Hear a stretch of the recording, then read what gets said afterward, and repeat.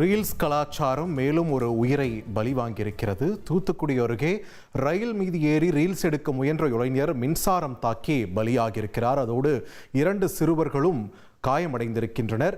கல்லூரி மாணவர் அருண் என்ற நபர்தான் மின்சாரம் தாக்கி உயிரிழந்திருப்பதாக சற்று முன்னர் கிடைத்திருக்கக்கூடிய முக்கிய செய்தி தெரிவிக்கிறது. இவரோடு 2 சிறுவர்களும் படுகாயமடைந்திருக்கக்கூடிய நிலையில் இந்த சம்பவம் தொடர்பாக ரயில்வே போலீசார் விசாரணையை முன்னெடுத்திருக்கின்றனர். இது தொடர்பான முக்கிய செய்தியை நாம் பார்க்கிறோம்.